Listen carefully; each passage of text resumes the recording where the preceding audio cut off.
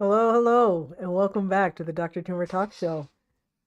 Oops, what happened? I just lost y'all. There you up. Oh, goodness. My computer decided it's gonna act funny, and I can't seem to see you. Hold on. Let me get rid of some of this stuff and bring you back. Okay, there you go. So, I'm Dr. Catherine Toomer. So my whole little beginning just got messed up. But anyway, welcome to the Dr. Toomer Talks Show. I am back after 2 weeks away. The first week is because I got my days mixed up. I was traveling out of the country and I thought that I was a Monday and it was a Tuesday, so I missed showing up. The other is I had COVID last week, so I had to take a break. I still have a little bit of it, but I'm doing much, much better. Thank you for joining. If you're listening, let me know where you're listening from. Tell me who you are. And if you listen later, just say hashtag replay and also let me know where you're listening from. So again, I'm Dr. Catherine Toomer. This is the Dr. Toomer Talk Show. And so I want to talk about holiday health. Now, if you're somebody who if you find that every time you go on a cruise, you catch a cold the first day, or you need a holiday from your holiday, or you start the new year coughing and sneezing, then this one is for you. If you find it helpful and you find it interesting, then please subscribe to my YouTube channel at Dr. Toomer and share with people so that they can listen too. I talk about all things health, wellness, and weight care related, and I also do topics that are suggested. So anyone who has a topic that they want me to talk about, I'm more than happy to add it to the repertoire. So hello, Marcia. Thank you for coming. Thank you for Marcy is right. That I always say your name incorrectly. Thank you for coming. It's good to see you again. So when it comes to the holidays, it's really important to try and stay healthy because it's just a time of the year where you shouldn't be enjoying yourself, not sitting and laying in bed sick, or when you're looking forward to everything and then all of a sudden you can't enjoy it because you're not feeling well. So there's certain tricks to doing this. Now, I myself, as I've mentioned before, I have postpartum cardiomyopathy, which means pregnancy-related congestive heart failure. I also have type 2 diabetes, which I keep very well controlled. And I've also lost over 100 pounds, which I also try to keep off during the holidays because we all know that there's a lot of gauntlets and things that you can deal with. So when so if you're also someone who is in a health and wellness journey and you're trying to maintain that journey, I am having a workshop slash webinar on November 8th. And I will post that later as to how, or you can just go to my website and find it, or go to my link tree and find where you can register. You can also write to me at help@drtoomer.com to ask me questions, ask for the link, anything that you need. So, um, and the link to the webinar is in the description of the bio, both in Facebook, LinkedIn, and in YouTube. So hello, Farah, how are you? Hello, Sherry. Thank you for coming from New York and from oh, hi, Ethan. Thank you for joining in. All right. Well, I'm going to be talking about holiday health. And holiday health is really important because, like I said, it's the time of year where we should be enjoying ourselves. It's the time of year we spend with family, with friends, and the last thing we want to do is to be in bed, not feeling very well, or end up worse, even worse, end up in the hospital because we haven't taken care of ourselves and all our conditions, and so they worsen during this time. This is not the time to ignore symptoms. This is not the time to ignore all the things that have gotten your health here in the first place. So always the number one thing for holiday health is to maintain what you've been doing all along to keep your health in check. And so what I'll talk about today are the things that you to do so that your health then doesn't slip. And as anyone who's ever listened to me and everyone who's ever talked to me, they know I'm very, very adamant about a biopsychosocial system. It's not enough about just to talk about the medical part. You also have to talk about the psychological and the social because they all work together, especially this time of year. Because we know that this is all about family, friends, and celebrations. And it's also a time what can be very difficult for some people, particularly those who are alone, those who have lost loved ones, who look forward to the holidays that they used to have with people that they no longer have. It's a time when we really start missing people. And so there's a huge psychosocial component to the holidays that it's not all celebrations for everybody. And that's something to keep in mind. So when it comes to the holidays, you want to, number one is biology. I always talk biopsychosocial, so I'm going to do it in that order. Biology. There are 3 M's that I talk about when it comes to biology: your muscle, your meals, and your medication. You have to maintain your muscle. If you're in a nice muscle routine where you work out on a regular basis, this is not the time to stop doing that. Do not let activities get in the way of your workouts. Always keep them a priority. Maintain that routine. Now, if you haven't started one, now's not the time to start some heavy routine right before you're going into the holidays. You can ease into something. You can start something maybe pretty gentle, but I wouldn't start a full-on the challenges and all that through the holidays when you're already going to be, your time is going to be challenged as anyway. So this is the time to maintain your muscle routines if you already have one, and really reconsider starting a new one if you haven't. When it comes to your meals, you want to make sure that they are healthy. Maintain your meals. Don't start eating differently than what you've always done. Yes, you can have goodies. Yes, you can eat those things, but always incorporate them into what you've already been doing. Do not replace them with what you've been doing. Now, one of the things I'll be talking about in my webinar on November 8th is exactly how to eat through the holidays so you don't gain weight, or if you're on a health and wellness journey, that food doesn't disrupt that. So I will be talking about that then in a lot more detail. But when it comes to meals, keeping them protein forward, protein, vegetables. If you're going to have quote unquote cheat meals, which I don't call anything a cheat meal, if it's food and you like it, then you eat it, you're not cheating. Then make sure that it's in moderation, and make sure that's every once in a while. Not all the time, not every single day, not every single meal. So maintaining your eating habits as much as possible, as closely as possible when you are on a health and wellness journey. Maintain your medications. That's the 3rd M. Maintain your medications. Make sure you have them. You don't want to run out. You want to make sure you have them before you go on holiday. You don't want to forget them. Those should be the first thing you pack. They should always be in your carry-on luggage. If you are on a plane, those are the things that you keep with you. They should be in your purse and your handbags. They should not be in checked luggage. Everything, your medication is important. Make sure that you have all your refills. Make sure that you can get as many of your doctor appointments in during this time of year also, because usually this is the time of year when your deductibles have already been met. And so before you start January, where it starts all over again, you want to make sure that you get as many of your appointments in as you can. And so again, muscle, meals, medications, which includes appointments, and so maintaining all of those things.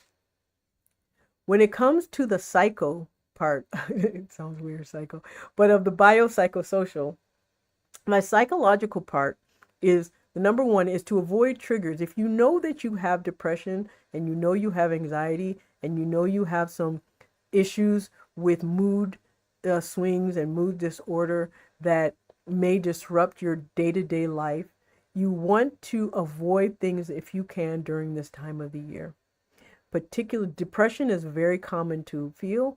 You should not feel ashamed. Whatever you're feeling is valid. Just get help if you need it. Reach out to people. Do not keep it to yourself. Do not isolate yourself. And so avoiding being isolated and avoiding the things that you know trigger those feelings is really important. Do not give up your boundaries just because it's the holidays. If you know that you've been maintaining your boundaries and have been protecting yourself all year round, and you've been protecting your peace, now is not the time to let go of that. So you want to hold on to the things that you've been doing all along. Time management is very, very important, because part of the psychological things that we feel during this time is stress. It's supposed to be a time of celebration, but if you're feeling a lot of stress, it's really hard to celebrate. And so there's lots of ways that we feel stressed. Financial stress, because we tend to overspend sometimes this time of year. So budgeting is really important. Budgeting your money, budgeting your time management. When you're rushing around and all of these things, you do stress. Your body cannot tell the difference from you rushing or from being chased. And being chased, of course, then you're in their fight or flight mode and your cortisol levels go up. And we already know that cortisol levels, as I talk about a lot, cause a lot of issues in our body, particularly inflammation, blood sugar issues, weight gain, and all the rest. So part of time management also is not to overextend yourself, and therefore getting very good at saying no.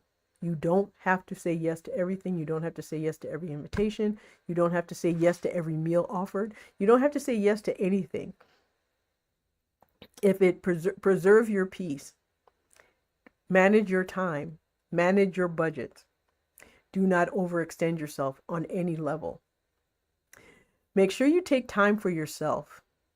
If you find that this time tends to get very social and you're not somebody who likes to be around people all the time, or even if you do, you still need to take some time alone and just carve out a little part of the day each day for just yourself. Maybe it's a shower and you take a little extra long shower, or you take a bath, or you just simply watch your favorite television show or go for a walk. All of those things are very, very helpful. This is also not the time to start a whole lot of new things, simply because we tend to start a lot of things at the beginning of the year anyway. But if you're maintaining, this is the time to maintain what you've already done, not to incorporate a whole lot of new stuff. Particularly because your schedule is going to be thrown off by all sorts of things. Colleagues going on vacation, you going on vacation, people coming to visit, you traveling. All of those things are different. And so starting something new during that time is another disruptor. But unless it's to learn something new.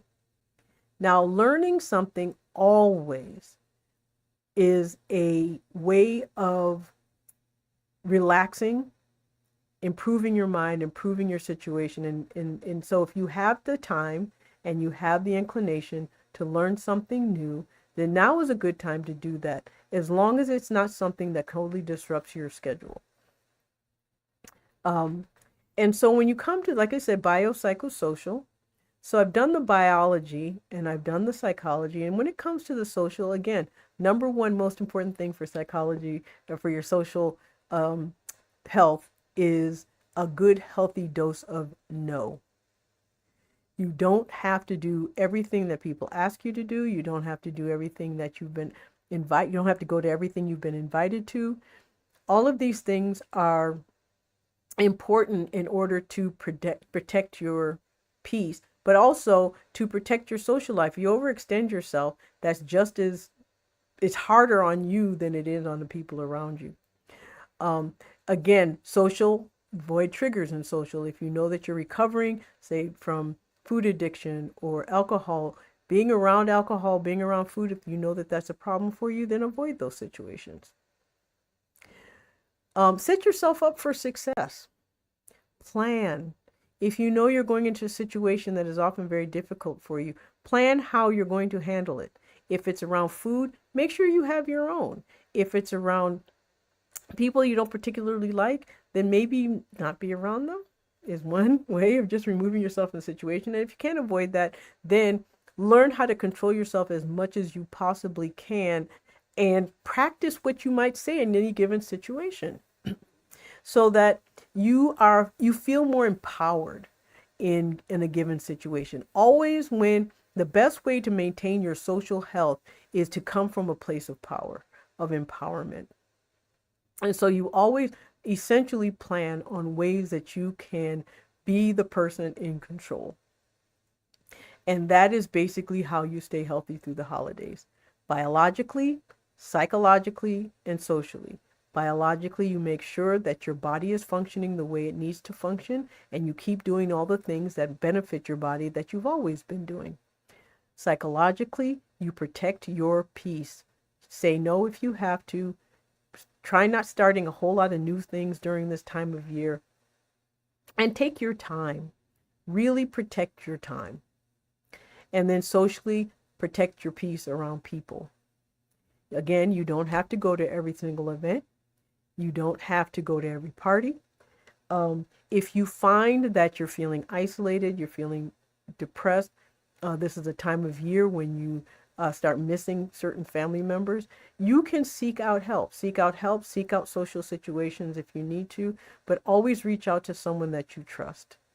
This is not a time to do it alone if you don't have to. So again, I'm Dr. Catherine Toomer, for those of you who are here for the first time. I am the founder of Total Weight Care Institute, and I love teaching, as you can tell. So I'm here every Tuesday live at 6 p.m. for the Dr. TOOMER TALKS Show. And if you have any questions right now, now is a really good time to ask me. And I just want to say hi to Sherry, to Dr. McStuffins. Hey, Natalie, how are you? And Ursuline and E. And I want to say it's Elizabeth, but I'm so bad with names that I'm pretty sure it is.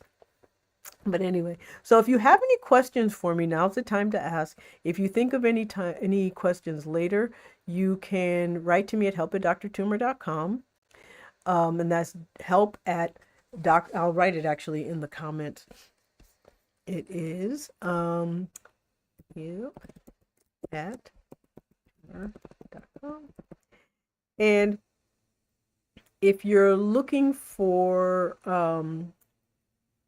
my link tree, I think it's LINK link tr.ee.com/Dr.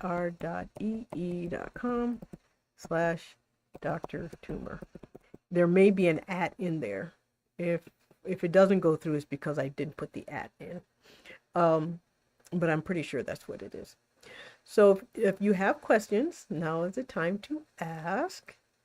And if you don't, then this is going to be a very short and sweet one. I do try to keep them under 30 minutes. You guys have lives, and I know these are helpful. But, so if there aren't any questions, now they don't have to be questions about this topic, and be about anything health, wellness, and weight loss related. I get a lot of questions about menopause. I get a lot of questions about metabolic health, which I am an expert in. And so if you have any questions, now's the time to ask them. And if you don't have any questions, I hope all of you who are living in the Caribbean, that includes you, Marcy, I hope you're doing well.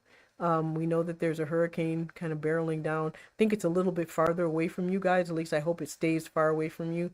It's heading north, so I just hope you remain safe. Keep us updated and let us know that you're okay.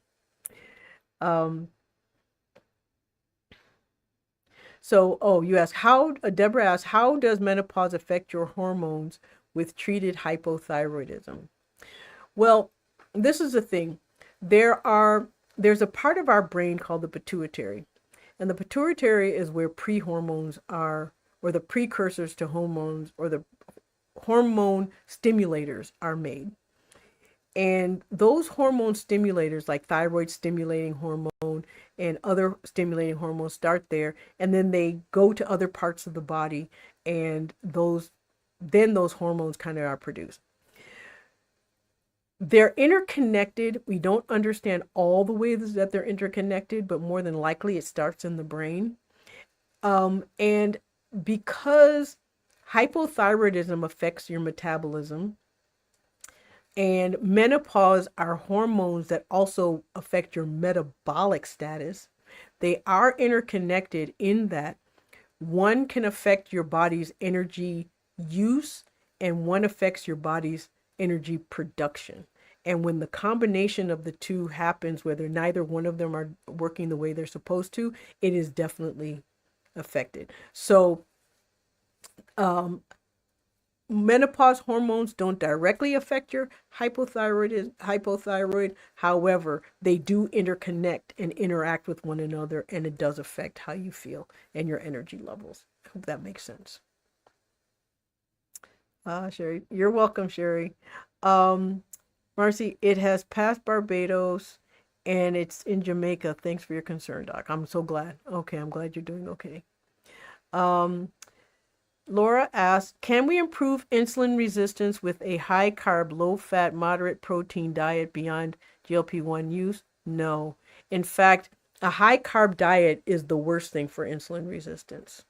A low carb diet is better. A higher fat diet and a higher protein diet is better. The only time you cannot have higher fat diet is if you have severe cholesterol issues. But unfortunately, cholesterol issues also go along with insulin resistance, which is a metabolic issue. Metabolic issues and cholesterol go hand in hand. Problems go hand in hand. Moderate protein is actually what you don't want to do, mainly because it is protein that keeps your blood sugars down, and insulin resistance is a blood sugar issue. Now, when you have, the only time that you have to be very careful with a high protein diet is if you have kidney issues, kidney problems. And also liver problems as well. But if your liver and your kidneys are working fine, then your body can handle protein. But high carb, absolutely not.